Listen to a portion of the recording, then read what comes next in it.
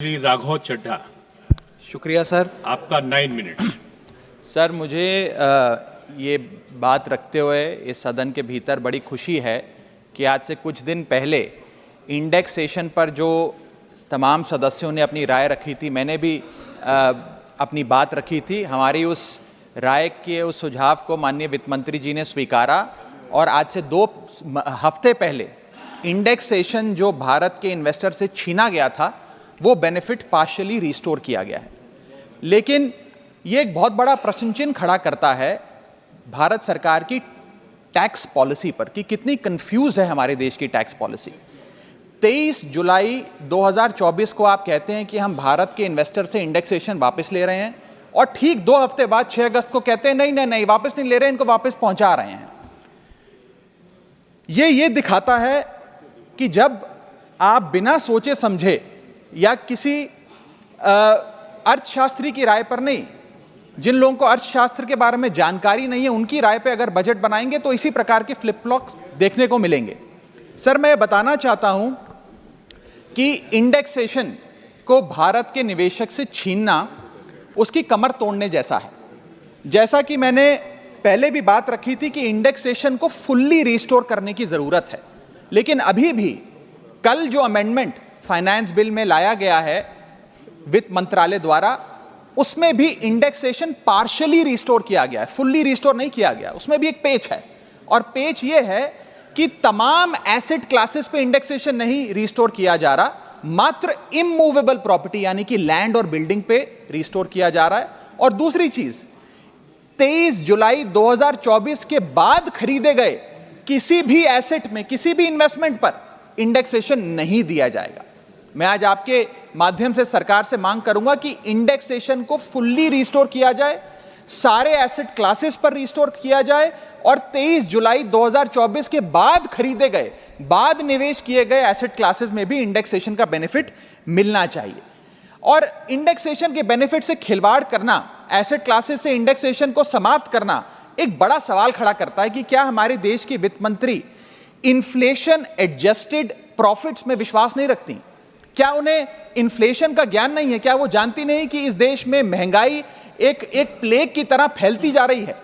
और इसी के साथ साथ मैं एक उदाहरण के माध्यम से आपको बताना चाहूंगा सर कि अभी भी इंडेक्सेशन जो पार्शियली रिस्टोर किया गया है उसमें भी कितने फ्लॉज हैं। उदाहरण के तौर पे आप एक इन्वेस्टमेंट करते हैं गोल्ड में, सिल्वर में या किसी एक एसेट क्लास में जिसमें इंडेक्सेशन का बेनिफिट इन्वेस्टर को मिला करता था। आपने 1 करोड़ का इन्वेस्टमेंट एसेट ए में किया 31 मार्च 2001 को और उसके ठीक अगले दिन 1 अप्रैल 2001 को एसेट बी में भी 1 करोड़ का इन्वेस्टमेंट किया।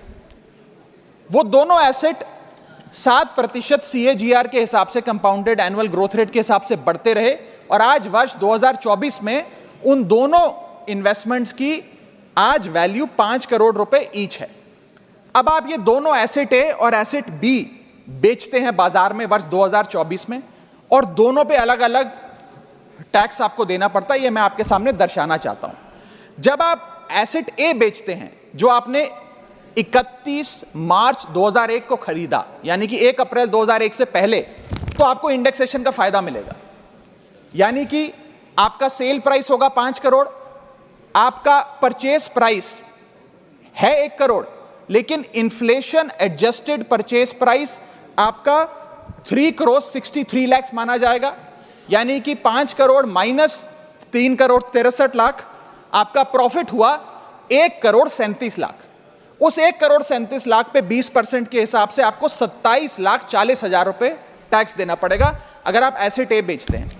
लेकिन जब आप एसेट बी बेचते हैं जिस पे आपको इंडेक्सेशन का फायदा नहीं दे रही सरकार, क्योंकि वो आपने अगले दिन दूसरे वित्तीय वर्ष यानी कि 1 अप्रैल 2001 को खरीदा, तो आपकी सेल प्राइस है 5 करोड़, आपकी परचेज प्राइस है 1 करोड़, आपका मुनाफा हो गया 4 करोड़ का और 4 करोड़ पे 12.5% के हिसाब से आपको टैक्स देना पड़ेगा जो कि है 50 लाख रुपए। यानी कि एसेट ए जो आपने 31 मार्च को खरीदा 1 करोड़ का, 31 मार्च 2001 को, और आज आप उसे 5 करोड़ का बेचते हैं तो आपको मात्र 27 लाख रुपए इनकम टैक्स देना पड़ता है। लेकिन जो अगले दिन आपने 1 करोड़ रुपए का निवेश किया 1 अप्रैल 2001 को और उसको 2024 में बेचते हैं तो उस पर 50 लाख रुपए का टैक्स देना पड़ता है। सिर्फ एक दिन के भीतर आपका टैक्स लायबिलिटी 27 लाख से बढ़कर 50 लाख हो जाती है। यह है इंडेक्सेशन का खेल। इसलिए मैं सरकार से अनुरोध करूंगा कि इंडेक्सेशन को सारे एसेट क्लासेस पे रिस्टोर करना चाहिए और कोई कट ऑफ डेट 23 जुलाई के पहले खरीदा गया एसेट और 23 जुलाई 2024 के बाद खरीदा गया एसेट, इस प्रकार की कट ऑफ डेट नहीं होनी चाहिए। Sir, inflation is taxation without legislation. महंगाई वो दीमक है जो हमारे देश को खा रहा है, इसीलिए हम इन्फ्लेशन एडजस्टेड रिटर्न्स पे इनकम टैक्स लगाते हैं। और अगर हम ये सोच रहे हैं कि कल की जो अमेंडमेंट हुई इससे रियल एस्टेट मार्केट में को बड़ा उछाल आ जाएगा, तो ऐसा नहीं आने वाला सर। आज हमारे होम बायर्स हो या इन्वेस्टर्स हो, वो रियल एस्टेट खरीदने से बचेंगे, क्योंकि 23 जुलाई 2024 के बाद खरीदा गया जो भी एसेट है उस पर तो इंडेक्सेशन मिलेगा नहीं। आपने मात्र 23 जुलाई से पहले खरीदे गए एसेट्स पे इंडेक्सेशन दिया। और इसी के साथ साथ एक बहुत बड़ी रीसेल मार्केट हिंदुस्तान में है रियल एस्टेट की, क्योंकि हर व्यक्ति नया घर नहीं खरीद सकता, इसलिए रीसेल होती है। रीसेल मार्केट में भारी गिरावट देखी जा रही है। जब मकान बिकेंगे नहीं तो रेंटल इनकम बढ़ेगी। लोगों के मकानों के किराए में एक भारी उछाल देखा जा रहा है, लोगों का खर्च बढ़ने वाला। और इसी के साथ साथ जो फॉरेन इन्वेस्टमेंट भारत के रियल एस्टेट में होता है वो भी गिरने वाला है, ऐसी मैं आज इस सदन में भविष्यवाणी करता हूं। इसके साथ साथ रिटेल इन्वेस्टर यानी कि भारत के मिडिल क्लास की कमर तोड़ने का काम सरकार ने कैसे किया। एक ही बजट में शॉर्ट टर्म कैपिटल गेन को 15% से बढ़ाकर 20% कर दिया और उसी बजट में लॉन्ग टर्म कैपिटल गेन को 10% से बढ़ाकर 12.5% कर दिया इक्विटी पे और अन्य पदार्थों पे। यानी कि आप एक ही बजट से तमाम तरीके के इन्वेस्टर्स जो शॉर्ट टर्म के लिए एक छोटी अवधि के लिए एसेट खरीदते हैं या लंबी अवधि के लिए एसेट खरीदते हैं, दोनों की कमर आपने तोड़ने का काम किया और इस देश में रिटेल इन्वेस्टर को कुचलने का काम यह सरकार करने जा रही है। मैं आपके माध्यम से अनुरोध करूंगा कि don't take middle class retail investor for granted. हमें कैसे फाइनेंशियल इंक्लूजन इस देश में बढ़ानी है उस दिशा में काम करना चाहिए, ना कि कैसे हम इस देश में इन्वेस्टर्स, हाउस होल्ड इन्वेस्टमेंट्स और रिटेल इन्वेस्टमेंट्स को कम करें, उस सिलसिले में हम काम करें। मेरा दूसरा भाग आज के वक्तव्य का है जीएसटी पर।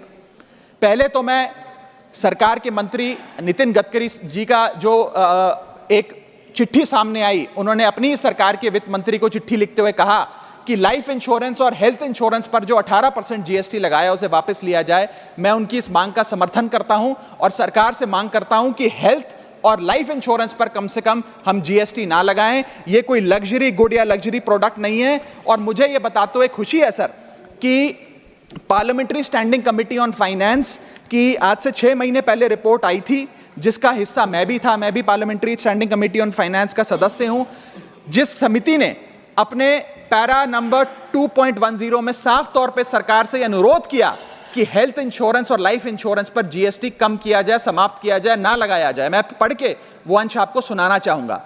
The committee feels that there is a need to rationalise the GST rate on insurance products, especially health and term insurance, which is 18% at present. The high rate of GST results in a high premium burden which acts as a deterrent to getting in insurance policies. The committee, with a view to make insurance more affordable, recommends that GST rates applicable to health insurance products, particularly retail policies, etc., should be reduced. हमारा यह प्रयास होना चाहिए कि एक परिवार, sir बस समाप्त कर रहा हूं, अभी तो मेरा समय रह गया, 1-2 मिनट आप थोड़ा ज्यादा दे दीजिएगा तो सर कुछ फर्क नहीं पड़ेगा, मैं अपनी बात समाप्त कर लूंगा। हेल्थ इंश्योरेंस पे और लाइफ इंश्योरेंस पर हमें टैक्स समाप्त करके लोगों को इंसेंटिवाइज करना चाहिए कि ज्यादा से ज्यादा परिवार भारत के हेल्थ इंश्योरेंस के कवर में आए, लाइफ इंश्योरेंस के कवर में आए। जो मैं सरकार से मांग करूंगा। और सर एक बड़ा इंपॉर्टेंट पहलू मैं आपके सामने हाईलाइट करना चाहूंगा। इस देश में इन्फ्लेशन पर भी जीएसटी लग रहा है। वो कैसे लग रहा है? एक प्रोडक्ट जो 100 रुपए का बिकता था उस पे 18% जीएसटी हुआ करता था। आज वो वस्तु महंगी हो गई, 100 से 150 रुपए की बिकने लगी, अब 18% 150 रुपए पे लगने लगा। यानी कि 50 रुपए की जो महंगाई है उस पर भी सरकार जीएसटी लेने लग गई है, which is GST on inflation. मैं चाहूंगा कि सरकार इस पर विचार करे। और अंत में सर अपनी बात समाप्त करने से पहले एक और दिलचस्प मुद्दा आपके समक्ष रखना चाहूंगा, which is problem of multiple taxation. हम लोग एक ही चीज पर न जाने कितनी बार टैक्स भरते हैं। जैसे कि जब आप पैसा कमाते हैं तो इनकम टैक्स भरते हैं, उस इनकम से आप गाड़ी खरीदते हैं तो गाड़ी खरीदने पर जीएसटी देते हैं। जब गाड़ी खरीदते हैं तो रोड टैक्स भी सरकार आपसे वसूलती है, फिर रोड डेवलपमेंट सेस भी आपसे लेती है। अब आप मोटर इंश्योरेंस भी कराएंगे गाड़ी का तो उस पर भी जीएसटी लेती है, और उसके बाद आप जब पेट्रोल या डीजल भरवाएंगे उस पर भी सेस और वैट लेती है, और अंत में जब आप अपनी गाड़ी को सड़क पर चलाएंगे तो टोल टैक्स के नाम पर जनता से पैसा वसूलती है। That is multiple taxation points. इतने सारे टैक्सेशन ओवरलोड कर कर हम इस देश के आम आदमी का खून चूस रहे हैं सर। और सबसे बड़ी प्रॉब्लम इस देश की आज जो बनती जा रही है आम आदमी के लिए वो है टोल टैक्स। सांसद और मंत्री को टोल टैक्स नहीं देना पड़ता, हमें छूट है टोल टैक्स से, लेकिन इस देश के आम आदमी को हर जगह टोल टैक्स देना पड़ता है। एक रिपोर्ट के मुताबिक हाईवे पे 2 रुपए प्रति किलोमीटर का टोल टैक्स इस देश के आम आदमी को भरना पड़ता है। और अंत में अपनी बात खत्म करूंगा मैं एक कविता सुनाकर, थोड़ा सा सर और इंडल्जेंस चाहूंगा। और इस टैक्स रिजीम के बारे में 4 पंक्तियां लिखी हैं सर, मैं आपके सामने पेश करना चाहूंगा। सरकार का एक सूत्री मिशन है टैक्स, सरकार का कमीशन है टैक्स।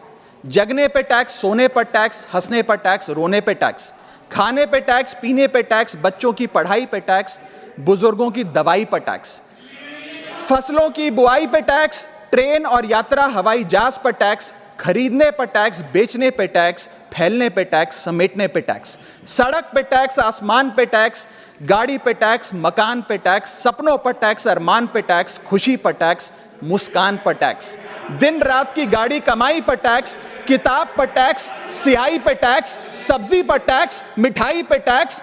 सरकार जनता से वसूल रही है बीजेपी से दिल लगाई पर टैक्स। बहुत बहुत शुक्रिया। धन्यवाद। नेक्स्ट श्रीमती